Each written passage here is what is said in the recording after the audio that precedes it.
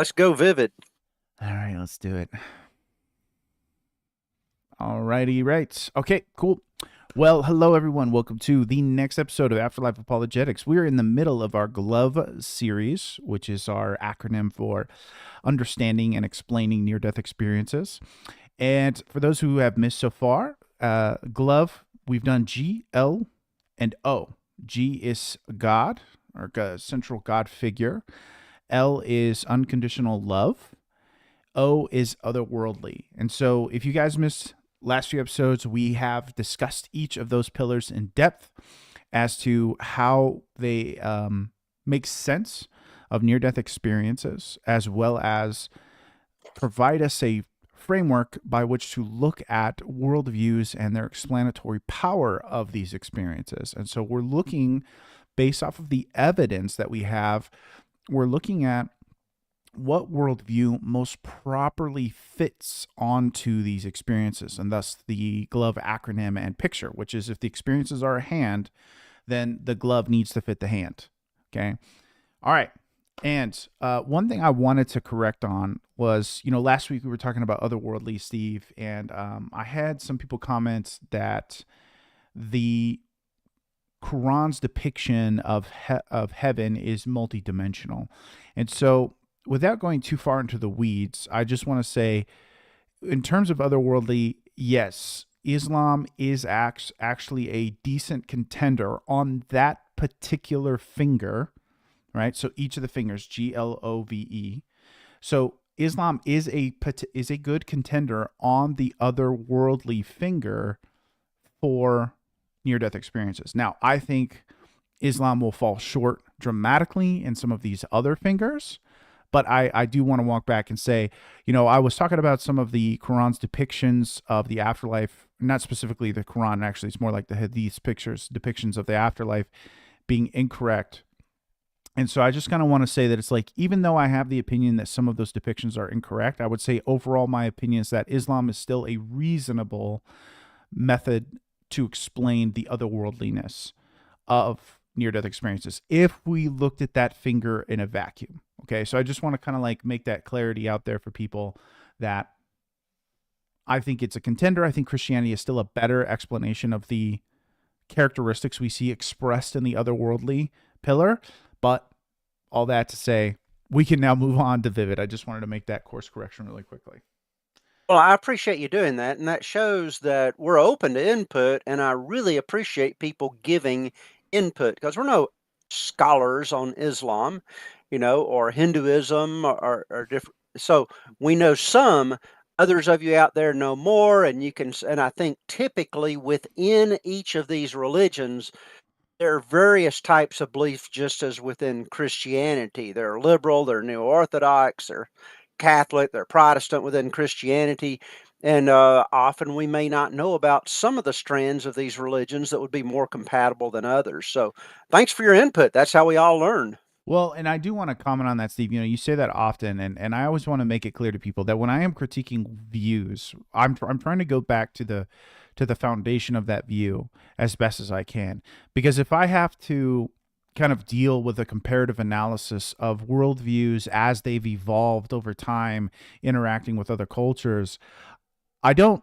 I think that in some cases you could make very much the example of, I mean, look at Hinduism. Hinduism eventually collides with a culture, and Buddhism is born out of that. And so that's just kind of a case in point of how some of these views of what you would say, like Orthodox Islam, for example, you look at Orthodox Islam in its original state and then kind of how it morphs over time, and you get these kind of branching offs. Whereas if you go back to people who would claim that that's kind of, they're in Orthodox Islam, they would reject some of these offshoots, just like, and I'll give you guys an example here, just like a Christian could go and be like, I don't think Mormons are Christians. I don't think Jehovah Witnesses are Christians in that same sense, right?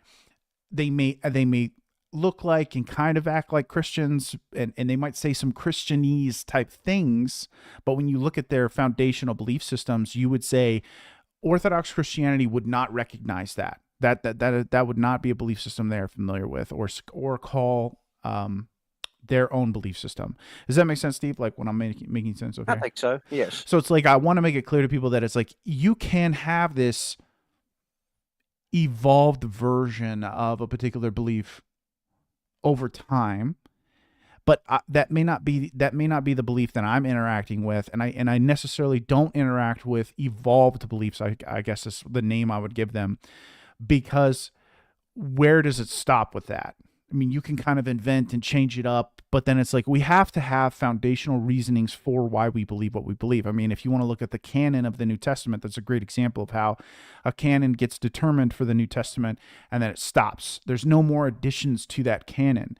You pretty much you have to argue from that canon to form new belief systems, but then you can always argue back to the canon. So there's still always this kind of like measuring stick by which these new evolutions have to be held up against and say, can it still work with this? And that's what's really important in Christian theology and Christian thinking over time, is that you can have a new type of understanding of Scripture, but it still has to be a understanding that could be compatible with the original Christians. For example, you can't have some kind of evolved form of understanding your Scriptures in a manner that wouldn't be compatible with them.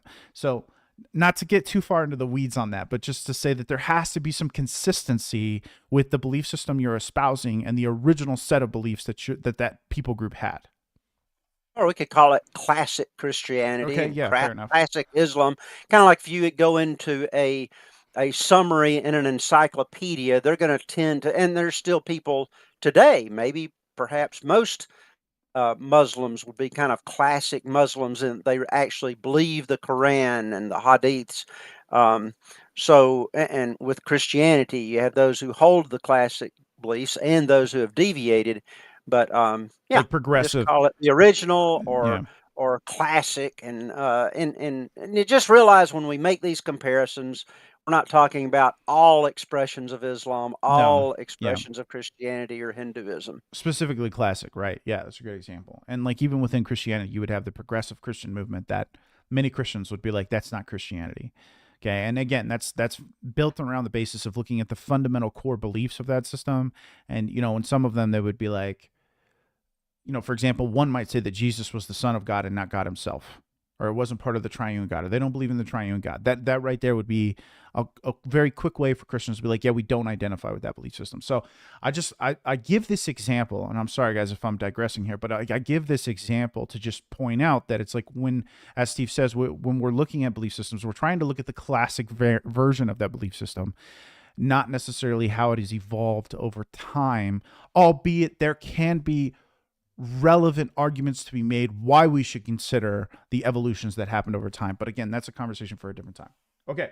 Yes. Let's get into it. All right. So today is V, and V stands for vivid and lucid recollections. Okay. Or recollection, which is to say, well, I got my write up here, so I'll just give it to you guys. All right. So one remarkable aspect of near-death experiences and deathbed experiences that lends them a high degree of credibility is their vividness.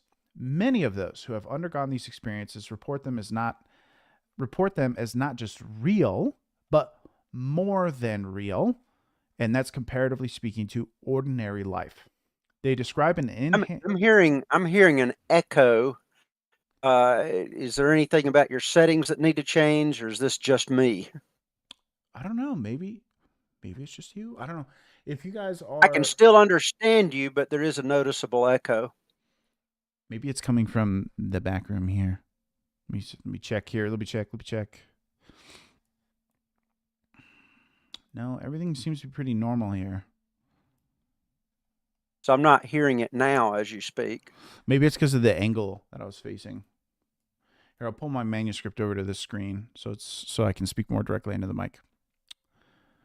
Because I have like two screens up, and so sometimes my voice is going to the other side. All right.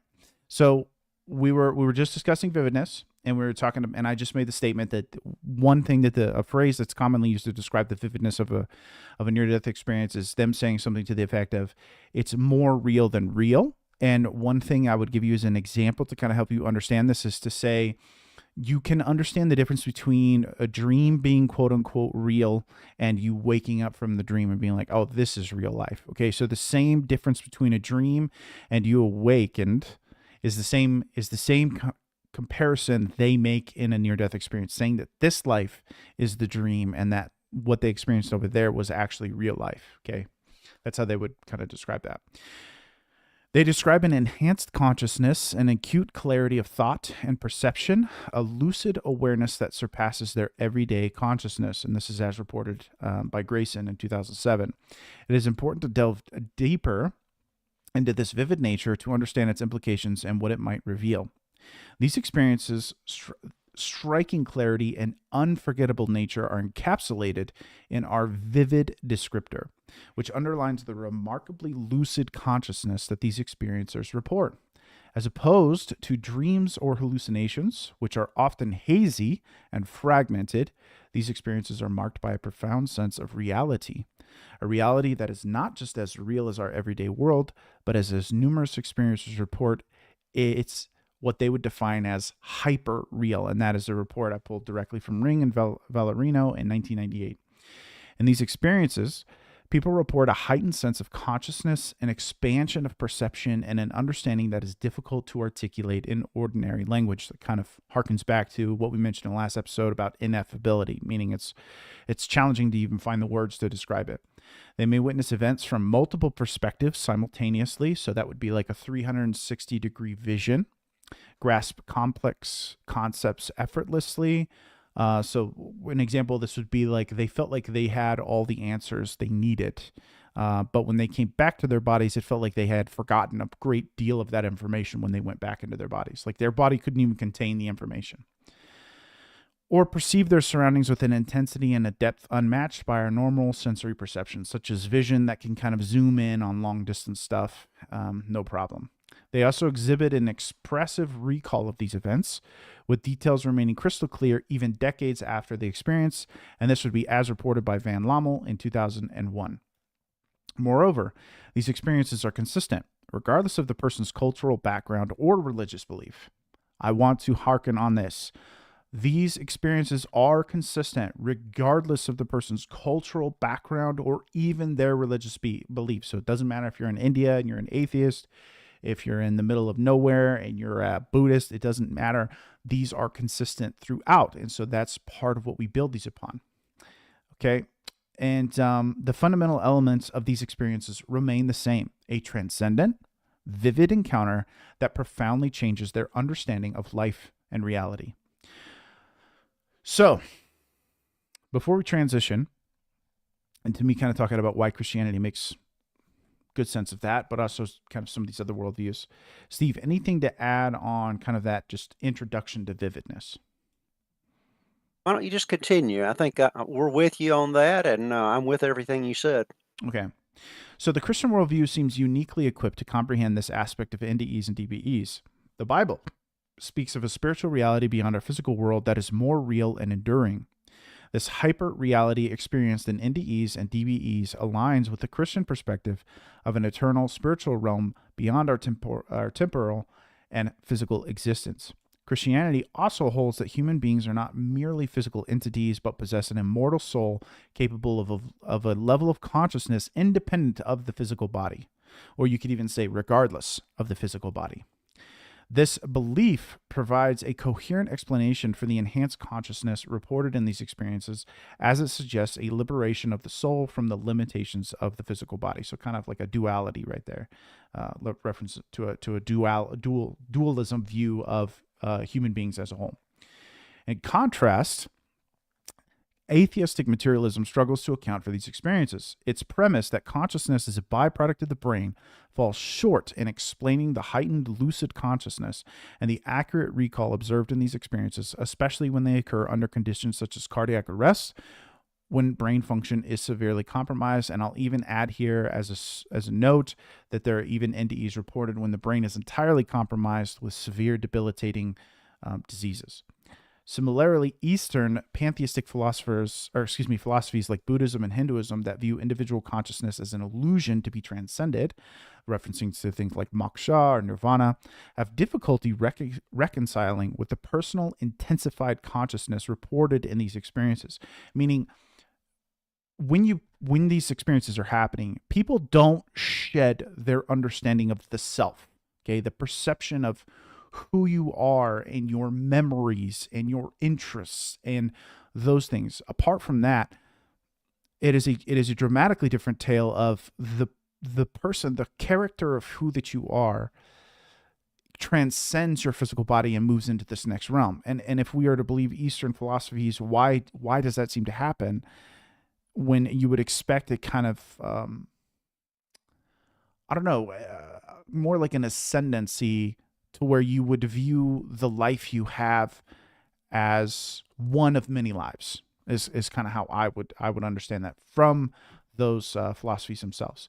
Thus, it appears that the vividness of NDEs and DBEs resonates more harmoniously with Christian theistic worldview than its atheistic and pantheistic counterparts. This lends further support to the Christian interpretation of these profound experiences.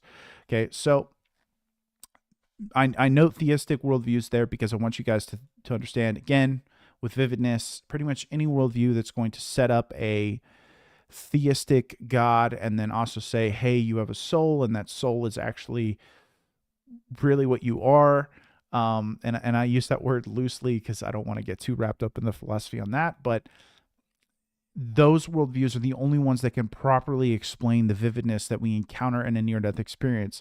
Things that, like within atheism, for example, that would obviously be the vividness rails the hardest against atheism and materialism, because that would say that your consciousness is an emergent property of your evolution and of your body, and kind of the it would be a byproduct of those evolutions. Okay, but what we see in these experiences is that even in some of the most dramatic physical trauma circumstances, we see a vivid consciousness emerge from these experiences.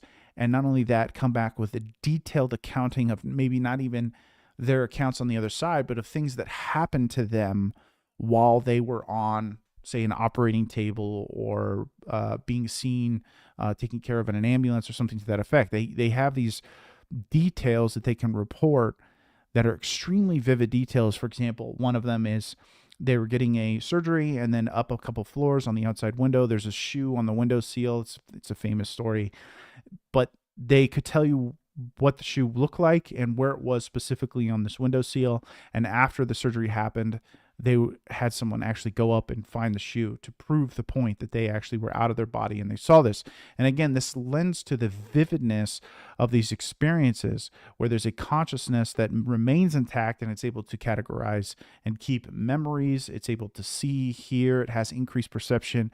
And also, you might have heard us mention this before, but I noted here that there are enhanced, I'd hate to call them physical capabilities, but for lack of a better word, that's what we're going to call them, is enhanced physical capabilities, such as the deaf are able to hear, the blind are able to see, the lame are able to walk. These type of things are resolved on the other side. And so therefore, we need an explanation that makes proper sense of both our identities being maintained when we pass through, as well as the fact that we have identities at all and that they are remaining intact regardless of the condition of our physical body. Okay, so therefore what I'm saying is we have an identity that transcends the physical world, which rails against Eastern philosophies such as Buddhism and Hinduism, and that we have an identity that can transcend this world, rails against materialism, atheism. Very good. Now, can I make some comments Oh, on of course, that? please yell at me. So, Let's get a good no, no, argument. no, no, I'm not arguing against you. I'm Oh, just dang. All right. expanding upon that to say, it appears to me that so many scientists, especially materialists, they'll say empiricism is the way to go. That science is all about empirical observations, things that you've directly experienced with your senses. Now, to me, when I have somebody who's really trustworthy, who I believe who has no reason to be lying to me, and they tell me that they have been to the other side, they saw, they heard God speaking to them, or Jesus speaking with them, or had a full blown near death experience, that to them was very empirical. Now, a scientist may say, yeah, but it wasn't done in a lab to where other people could see it too. Well, true, but the creation of the world, the Big Bang, is you can't do that in a lab. What we do is people, scientists who have experienced certain things, who have seen certain things happen, like a phenomenon in space. If enough of them, if enough trustworthy scientists have observed it, we tend to put it in the textbook, and we have good reason, I believe, to believe it. Similarly, with people who have had an individual experience that is not just real to them, but somehow realer than real, I think don't you think we're warranted to trust in their empirical experience if that has been shared by enough other reasonable people? And of course, with 4% of the population at least experiencing these things, it's like you're in a court of law where someone has seen something in the past, maybe a murder, we can't replicate in a lab, but they've seen it and they said, "Oh, my adrenaline was going. I mean, I was not half asleep when I saw this. It was real. I saw this murder." Very trustworthy person. You establish that there's no alternative reason for them to be lying, like they're being paid off. Sure. And then you have this whole string of witnesses coming in saying, I saw it vividly. I was close enough to observe it to actually see what happened. I still remembered it like it was yesterday. And by multiple witnesses like that, it's empirical. And so I think we're not having to come to see some new type of science here. This is the type of science we use for, um, legal science and in the court system every day. So it's empirical and this realer than real. Um, again, I think that if I am an empathetic person and can say, when this person comes up to me who I trust and says, I've had this experience, let me tell you, it was not a dream, it was not a hallucination, this was real, particularly if they can corroborate it with something they saw. I think I have good reason to believe that because I can know that if this is a reasonable person, as smart as I am, as perceptive, as skeptical as I am, and they're reporting this to me, I can say, if I ever had that experience, I think I'd be saying the same thing. So why should I say, okay, well, I'll believe that if I ever have the experience? Well, no, I believe that's evidence in itself. If it's somebody that you could say, I believe he had that experience, and I believe if I were him, I'd be sitting over there saying the same thing right now.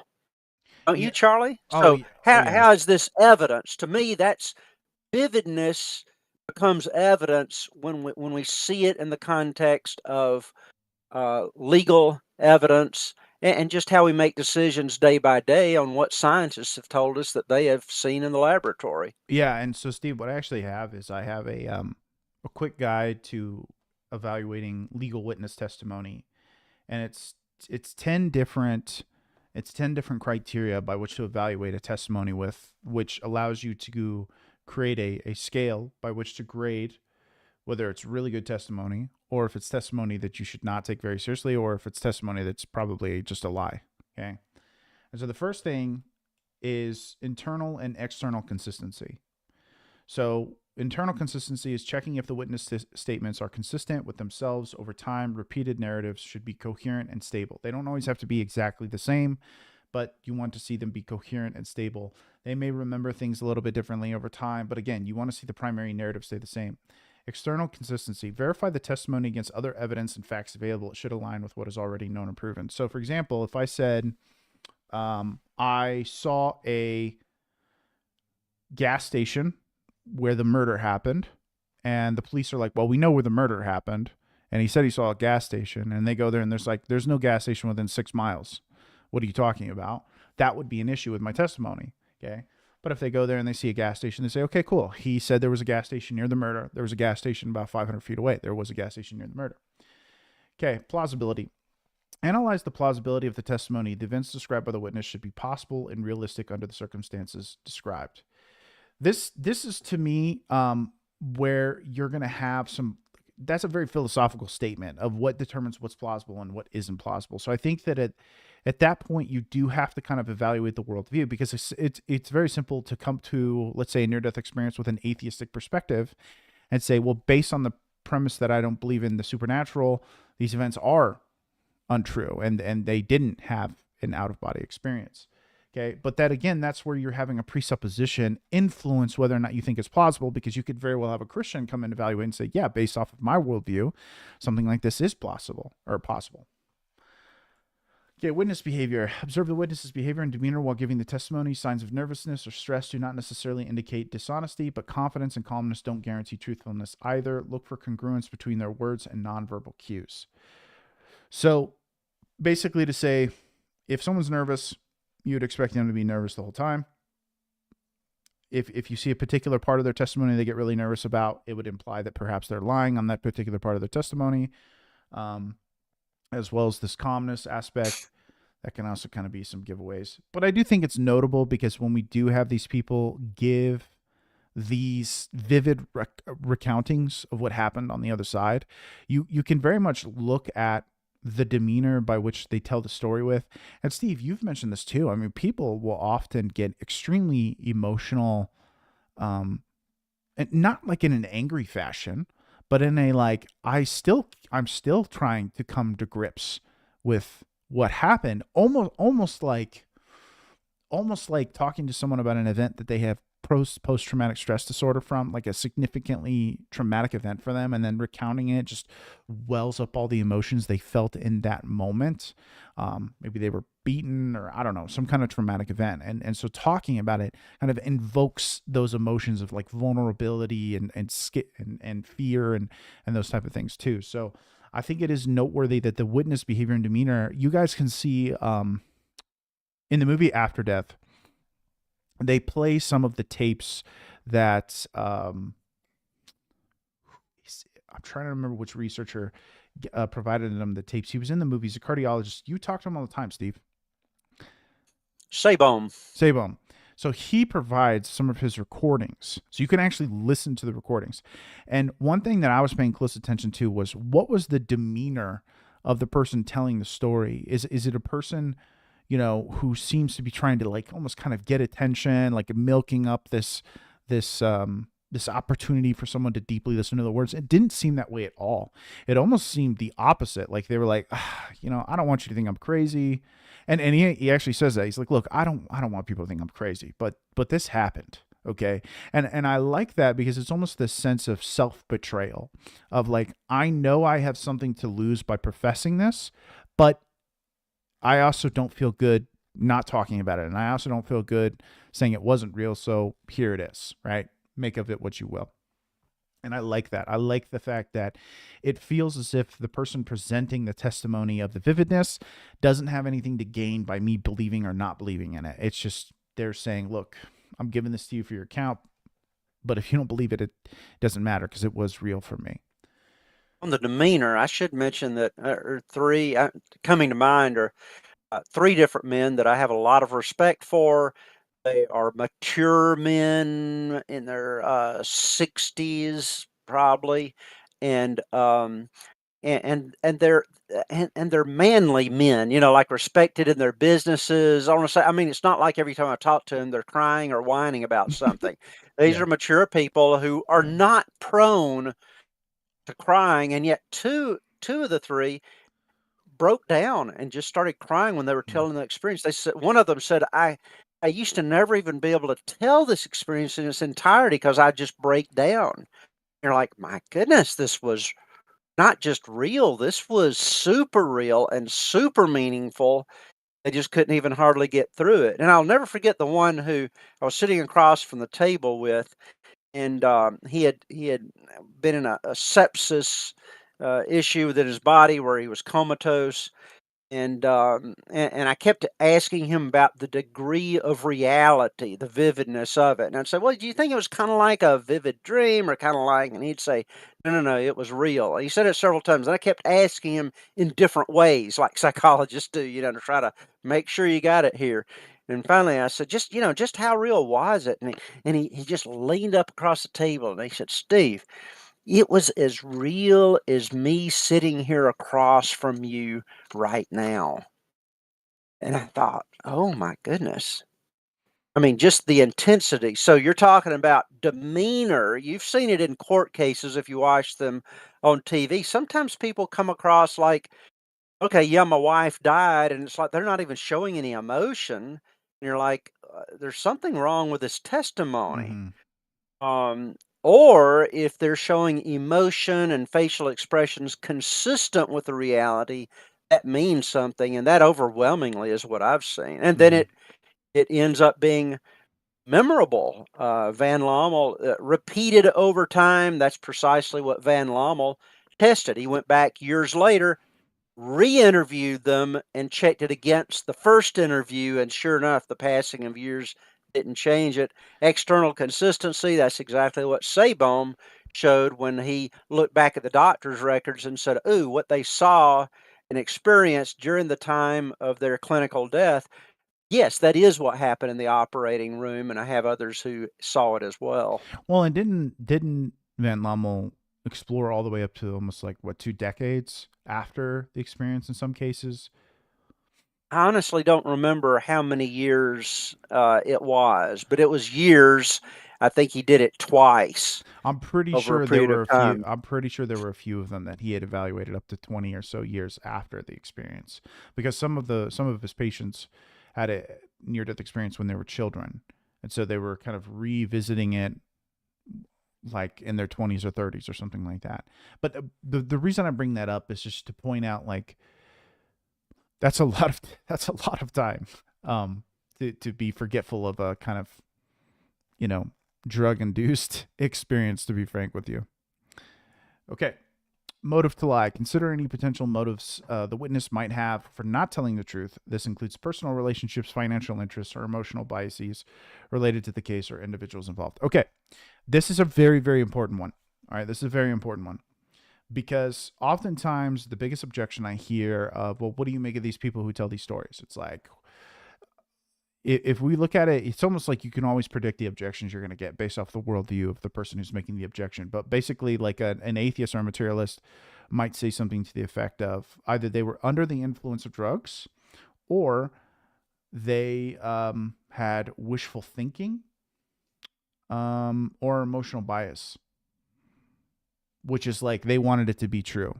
But again, let's just kind of dive into these really quickly. So, financial interest. There have been some cases where near death experiencers, I don't know if I want to say some cases because I can only think of one. So, I'm going to say there was a case where someone kind of quote made up a near death experience in order to write a book and have a financial gain. And it's actually a pretty popular one, too. Steve, do you know of any others? That was the Malarkey case, and that was actually their name and not just Mm, what I'm calling it. Um, but I would that's just a say giveaway. anytime somebody is writing a book about their personal experience, there is the motive of either making the whole thing up in order to write a best-selling book or to change things so that it appeals to a certain Yeah, worldview embellish. like Mormons or someone Yeah, else embellish to it. embellish it.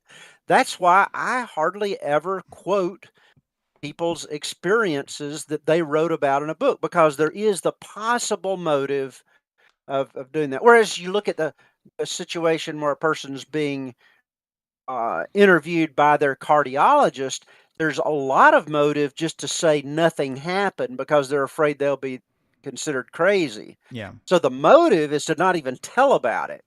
I don't see any motive to try to make up something and embellish it when you're talking to a professional who might throw you in the psych ward if you're not careful. So yes, motives but very but important. but I bring that up to just say that financial interests are very, very few and far between.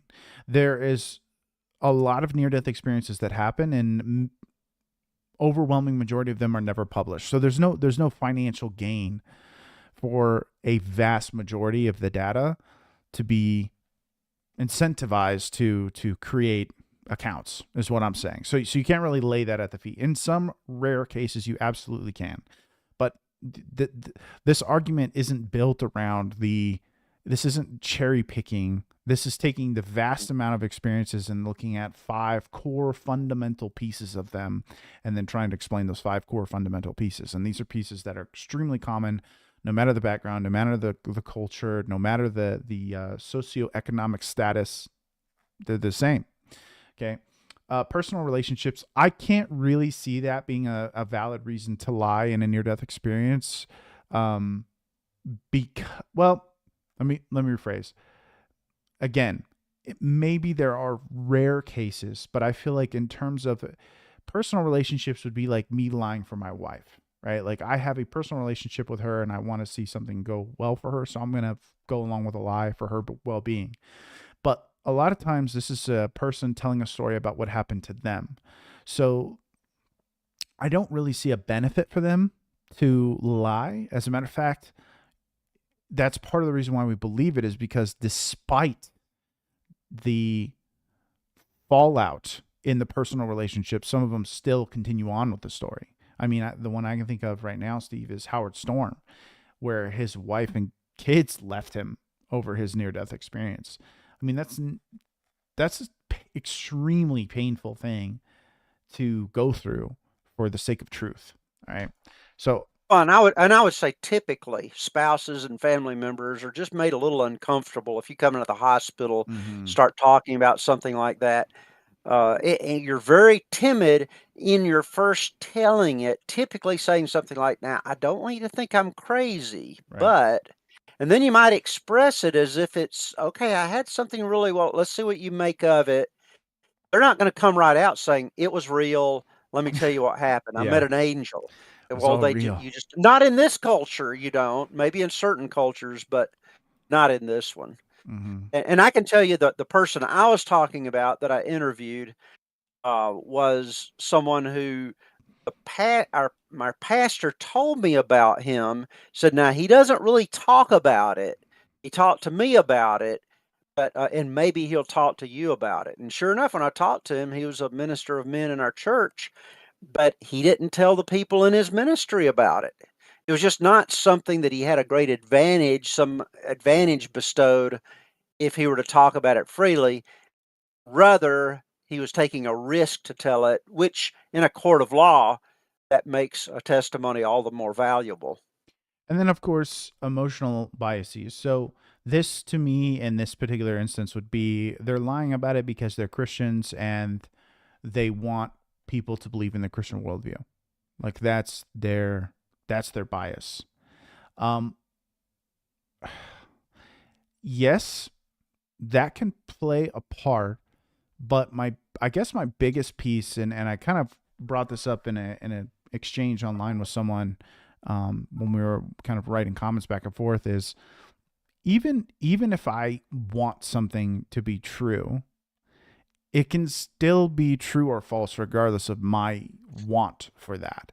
So even if I am a Christian and I'm like, it fits the Christian worldview, you'd be like, well, you're saying that just because you're a Christian. It's like, okay, fair enough. I might be saying that because I'm a Christian, but it's also true. So it's like, you would have to assault the truth part of it. So emotional biases, again, you could see that kind of play out a little bit in terms of maybe they're steering their experience towards a particular worldview. But as Steve has mentioned before, like we try to look at these experiences from a very high level and pick out the common themes that are happening so as to not get lost in the heaven tourism content that we see in the books. Not that it's not valuable, not that it's not true. Again, I don't know what is and what isn't true with that stuff because I haven't been to heaven and I couldn't say. So, but my point is that you can say that if all of the experiencers from all of their different backgrounds say there was a gate in their experience, it's safe to assume there's a gate in near-death experiences. You'd be like, well, you're biased towards that because you're a Christian and there's a gate in your scripture. And it's like, okay, yes, but also the data shows there's gates in these experiences. So it's like, yeah, I have a bias and that bias is there, but that doesn't necessarily remove the truth from something. So I just want to point that out because I see that bad thinking happen a lot where people will be like, well, you're just a Christian or you're just a Muslim or you're just a atheist or you're just this or that. And that's why you would say that. And it's like, well, maybe, but you need to attack the claim and not me.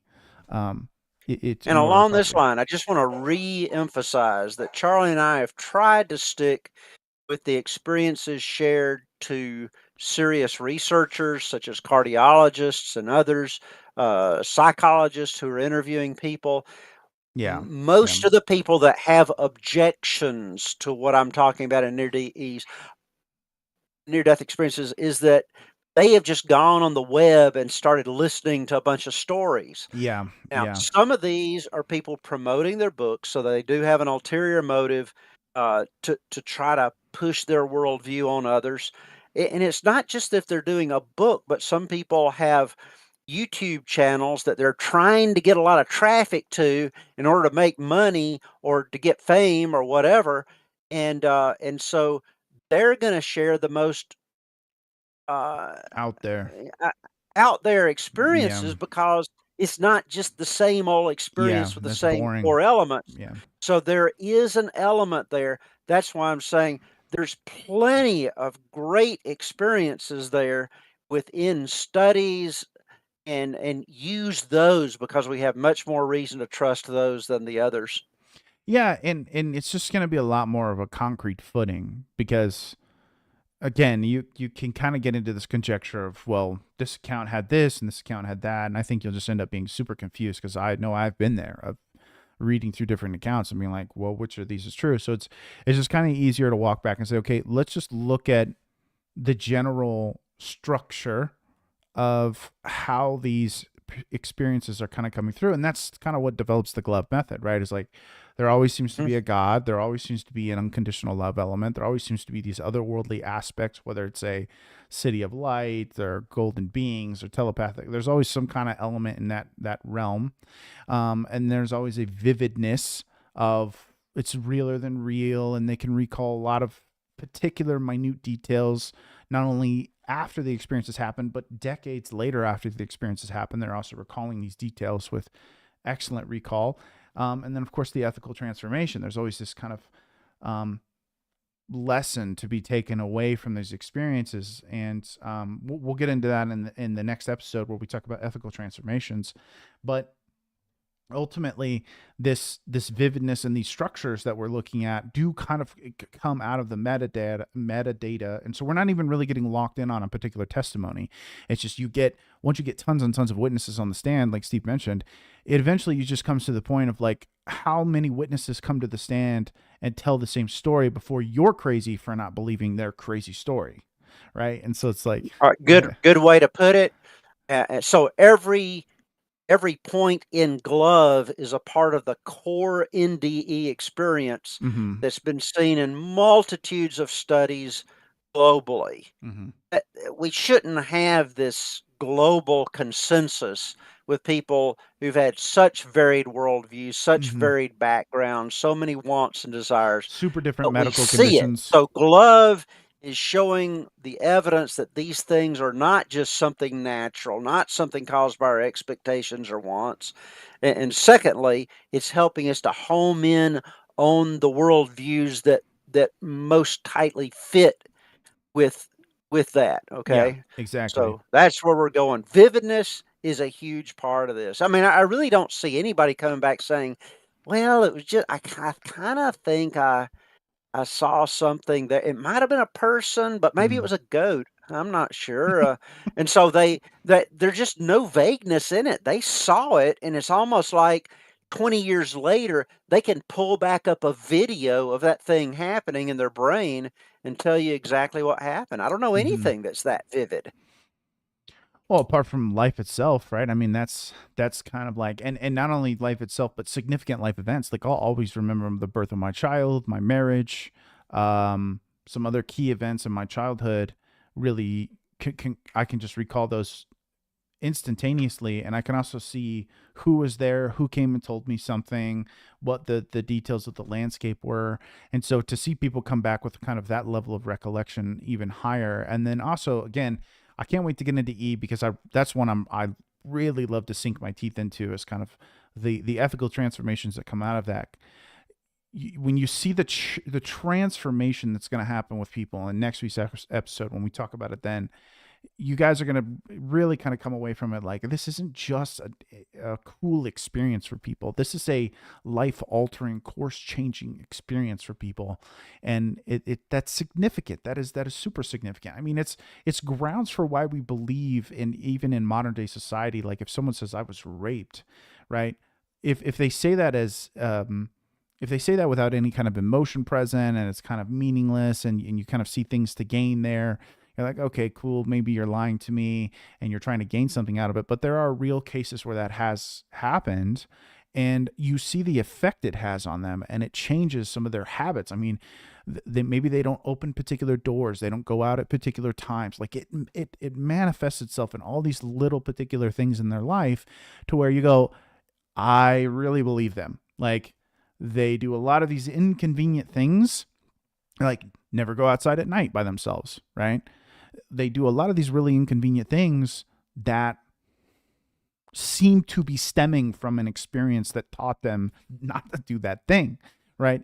And so I bring that up to say we have clear-cut examples in life, or someone goes to war and you see this like particular 1,000-mile stare in their eyes, where it's like they've seen unreasonable amounts of violence. And so it's just like it's really left a mark on them in the way they interact with people. We know that these traumatic experiences, as well as joyful experiences, to be fair, have profound experiences and transformations on people. And so I think that we're going to see this come through furthermore in the ethical transformation. And of course, that's a good foreshadow for next week's episode. But yeah, But I vividness, think to V. sum up what you're saying is, because of the way these two fit together is Mm-hmm. because of their radical life change, then that points to the vividness. They are sure that this happened, and what happened. That said, okay, so this atheist becomes a theist. This person who is totally self-centered, and was materialistic, all of a sudden is like, wow, that doesn't count. I mean, psychologists are fascinated with things that actually produce life change, Mm-hmm. and this is one of them. And Yeah. it harkens back to the vividness of the experience. Well, and Can it's I mention another? Go ahead. well, I was gonna say I wanted to say that like when you look at the glove framework, I think the absolute strongest pillars, without a doubt, and I think you can make the argument with just these three pillars, would be G, V, and E. If you had just G, V, and E as your pillars, you could 100% still get to Christianity. And I think that's because they're so powerful. I think vividness establishes the foundation, then G kind of establishes the theistic worldview, and I think E is what brings it home in terms of which particular worldview most accurately is represented in these experiences, which again we'll discuss next week. So yeah, they absolutely are hardest hitting on G, V, and E, and they all work really well together to kind of help give us an idea of like, okay, cool, that's the direction we should be going with this. Let me tie this in one other way with Christianity and Judaism, since I'm reading through the Bible, just making note of all the places that mention visions to try to understand biblical visions and how they relate to near death and deathbed experiences, which would be a subcategory of visions in my thinking. The book of Genesis, I've gone through it. Almost every chapter, there's some significant vision. But think of it in terms of Hmm. vividness. I don't know that the Bible ever comments on the degree of vividness, but their life change, as you mentioned, after the visions, living consistently with the visions, Hmm. shows that this was no ordinary dream. It was not like they just had a kind of normal dream and then I said, well, sometimes dreams are significant. What could this possibly mean? Like Abraham, if he just had a regular dream of him walking out of town with his family and he wakes up and thinks, I think I'm supposed to go out of town now. It Hmm. wasn't like that at all. It's like he had a vision, and then he said, "Oh my goodness, this." There was no doubt that it was Jehovah who talked to him in the vision. There was no doubt about what he was supposed to do. It was all perfectly clear. God's going to make a great nation out of you. You're supposed to leave leave your hometown. What does it take to make you, especially in that society, to leave all your friends and relatives and go out? Now, other people believed in his vision enough to follow him on that. And so they could tell, I think, in his demeanor, number one, they knew his character, that he doesn't walk around having these kind of things every day. Mm, And so I think they're evaluating that, but they believed him enough to go with him on this crazy venture, even though they didn't have the vision. mm, But I'm seeing that as I go through the visions of the Bible, look at the story of Jesus' birth when these people are having visions. They acted on those visions and did what we're told. Why? It must have been extremely vivid. There wasn't any doubt in their mind that they had encountered God or an angel in those visions. So I think that ties it back in, saying this thing of vividness that we see in near death and deathbed experiences, that the Old and New Testaments are not alien to that vividness. I think we can see them there by the impact that they made on these people. I Visions were just all through the Bible. yeah, and I think that's an article waiting for you to write it, Steve. Is the vividness, like the vision that shows up, and then the resulting consequences of that Mhm. vision on the character themselves. Like if I came to you and I was like, I had a vision, this is yada yada yada, and then you saw some dramatic life choices happen afterward because of that vision, you would believe at the very minimum that I had that vision. I don't know if you would believe in the Mhm. vision itself, right? Which is a different thing, but you may say, I don't believe in the vision, but I believe you had the vision because I see the outpouring of it. And so I think that's a really cool parallel. So excellent pull there. I think that's a great parallel between you see these biblical characters have these visions, which are, you could argue they're just straight up dreams. Frankly, I think if you look at the structure, you'd be like, yeah, maybe this was just a dream that they had. But then you see the resulting character development because of it, and you'd say, well, maybe it wasn't just a dream. Like maybe it was a very, like Moses seeing a burning bush. Right? Perfect example of, was that a dream?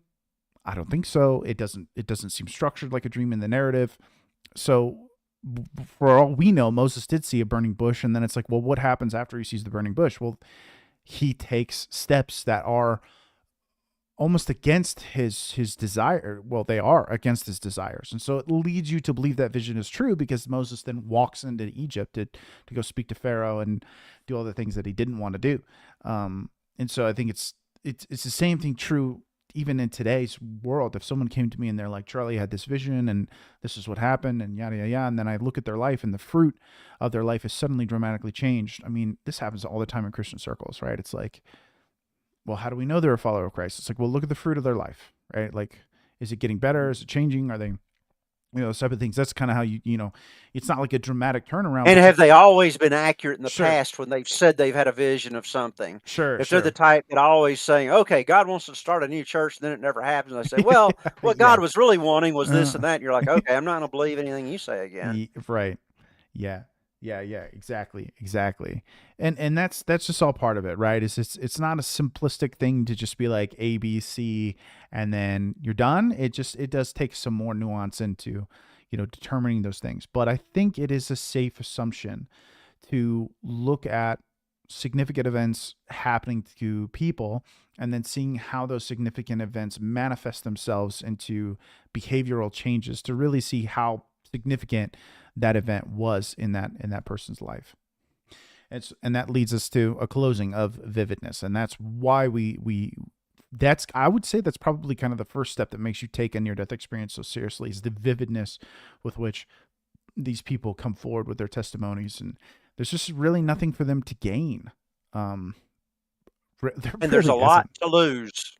Right. There's a lot to lose. It's like, yeah, you could get a book deal, but then again, like, majority of the cases, guys, majority of them, they don't get book deals.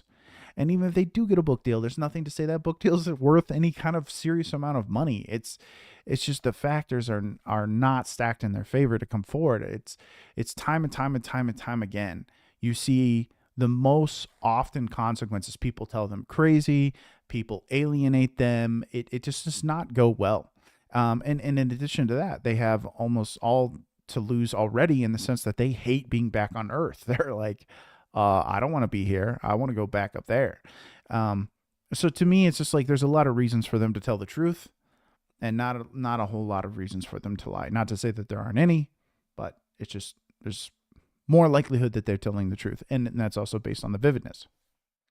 And to tie this into deathbed experience research, again, well, those people aren't writing books because they're actually dying, so you don't have to worry about that. But when you look at these children who have every reason to fear leaving their parents or what's going to happen and all this, and then they tell their parents, they're the ones sometimes comforting their parents, saying, don't worry, I'm going to a good place. Jesus has talked to me or God's talked to me. It's a fun place. Y'all will be there later. When I'm dead, you won't be able to see me. I'll be able to see you. They'll say things like this. But they're the ones comforting their parents Mm, about them leaving, mm, about them leaving their family home and teddy bears and all the things that bring them comfort, everything they know. But they've seen something so real on the other side that it makes them feel even more at home than here. That's the vividness. They don't have a doubt. They don't say, "Oh, I just had a dream. Wouldn't it be nice if this were real?" They mm, know when you wake up after a dream, you look back and say, "Oh, that was a dream." But they're saying, and often this was not when they were asleep. They were not out of it like near-death experience people. Often they were just sitting there with their full mental facilities, and they're telling what they saw happen. And that's quite powerful, but it's vivid. And I think that why it impacts the family so much is they can see those facial expressions, they can see the reality, and they say, "Well, I know this child. There's no way they would just make up something like this." mm, Uh, it was real to them, and I can assume that if this were happening to me, I'd be saying the same thing, that it mm. would be real. So that's evidential power to me as well as a non-experiencer. Great. All right. Well, I think that's a great way to wrap up today's episode. So if you stayed this long, thank you guys. And if you watch this episode and you find value in it, do us a massive favor, give us a like, and then send this to someone that you think would benefit from it. That would be a huge help to us. Is if you know someone that you think would benefit from this episode, send it their way. And if you disagree, as always, comment below. We're happy to engage with any and all disagreements, and probably eventually dedicate an episode to answering a few of them. So God bless. We'll see you guys next week when we cover ethical transformations and finish up glove. All right. See you later. Bye.